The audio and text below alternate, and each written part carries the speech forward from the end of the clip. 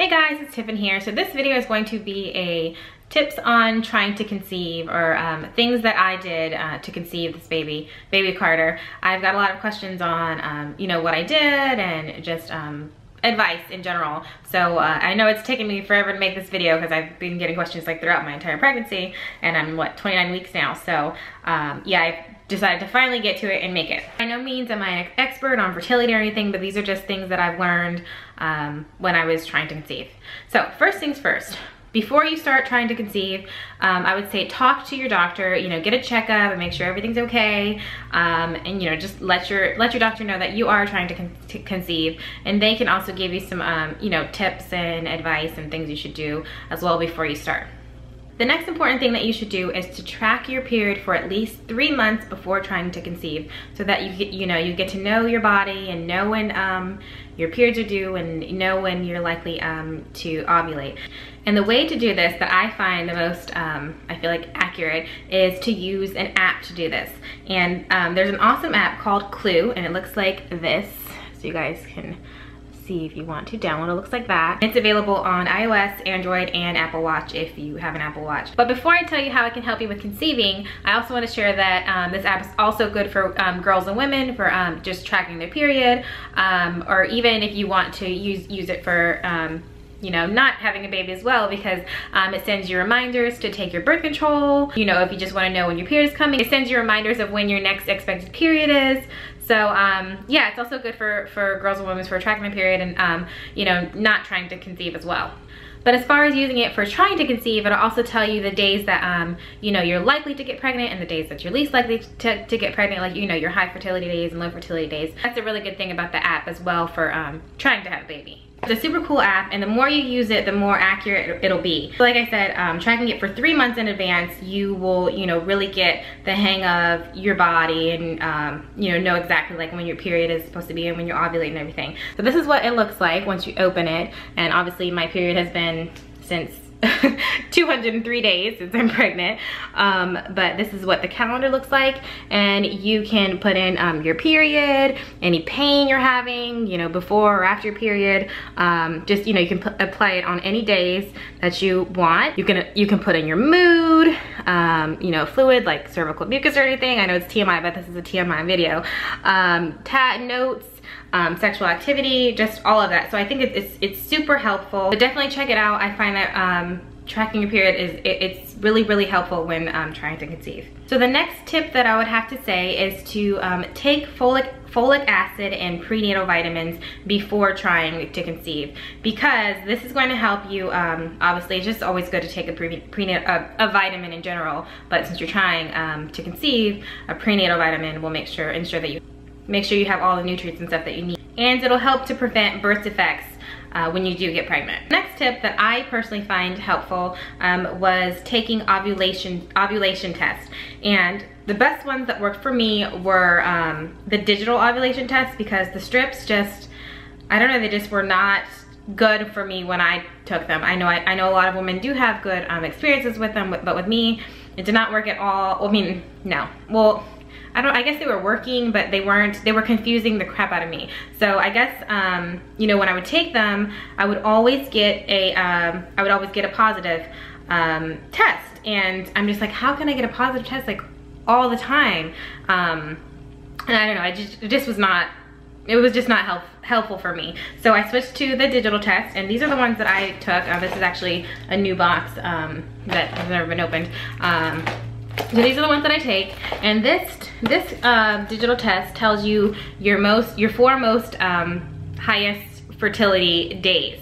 So when you're tracking your period, you should know your most highest fertility week. So that week you should start taking these tests to get a more of an accurate result. So this test, it'll tell you your lowest fertility with a open circle, then it'll tell you your highest fertility with a blinking smiley face, and then it'll tell you your peak fertility with a solid smiley face, and it shows you right here. So once you get a solid smiley face, you don't have to take these anymore. You just know that those are the days that you are likely to get pregnant. So with those particular ones, you're supposed to take it first thing in the morning, not in the afternoon, just with first morning urine to get an accurate result. And with the non-digital ones, just the regular strips, you can take them any time of the day. So I think that's probably why it was so confusing, but I personally would recommend the digital ovulation test. The next tip that may or may not be helpful to some of you is taking your basal body temperature. And this is what one of those thermometer basal temperature thingies, whatever it looks like, and you just turn it on, and it'll, you want to get this one because you need the, for it to say 97 point something something. You need those numbers because when tracking your ovulation, you need to know what is your highest temperature, because your highest temperature is when you are likely to ovulate. So doing that, I think I didn't do it the last month that I conceived, but the first 2 months that we were trying, I did use it. I just, I think the third month I was just like, I'm not gonna do that this time. But like I said, well, now it's going off. but the first 2 months I did use it, and you know, it may help some of you out there if you do want to try doing everything to you know, increase your chances of getting pregnant and knowing exactly when you ovulate. So when you take your temperature, you want to take it first thing in the morning before you get up, before you eat anything, because if you get up, your temperature can rise, and it'll, you know, it'll alter the your temperature. So you want to take it, you want to keep your you want to keep that thermometer right beside your bed, so that when you wake up, you can just go ahead and take your temperature and, you know, write it down for accurate results. So with that, you also want to get to know your body. And when I say that, I mean knowing when your period is coming, knowing when it's going off, and then tracking your cervical mucus. And I know that's kind of TMI, but like I said, this is a TMI video, but with doing that, you will know when you are ovulating or when you're close to ovulation because of the changes in your cervical mucus. And I'm not gonna go deep into that, but just Google cervical mucus, like its changes in, with ovulating, and you'll see there's a really big difference. There's like egg white, there's creamy, milky, and I know it sounds really gross, but just Google that, and that it'll help you to conceive knowing the changes of your cervical mucus. And another way to check, if you want, is to check your cervix by feeling if it's high or low or in the middle or opened or closed. And like I said, I'm not gonna get too deep into that, but that is also another way to kind of track your fertility.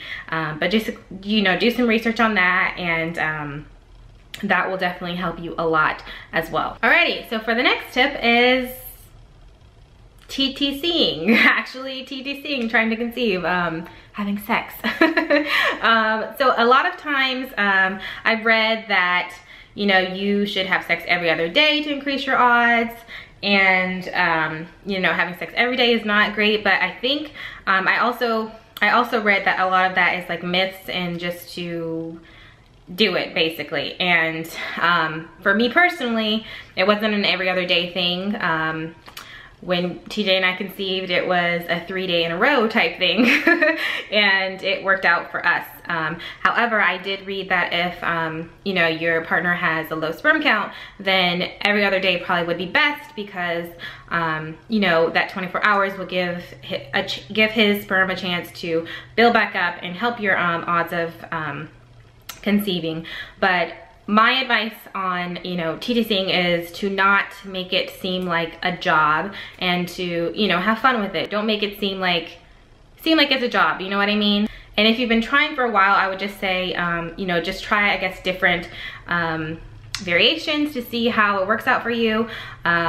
You know, 1 month maybe try every other day, and if that doesn't work, maybe try every day. If that doesn't work, try every 2 days, or you know, just switch it up to see, you know, what will work best for you guys. If you have been trying to conceive for longer than a year, that may be a time to see your fertility doctor or your regular doctor and see if they refer you to one. But when you are trying to conceive, don't stress, because, you know, stressing can cause changes in your menstrual period, which can cause changes of when you ovulate. So definitely relax when you are conceiving, and just, you know, have fun with it. Okay, my last tip, because I feel like I may get this question, is laying down for 15 minutes after you've done the deed. And I don't know if that's a myth or not. I did lay down for 15 minutes before getting up to use the bathroom. So I guess just knowing that you are trying to conceive, I feel like you definitely should lay down for 15 minutes before getting up to use the bathroom, just to increase your odds if it really is true.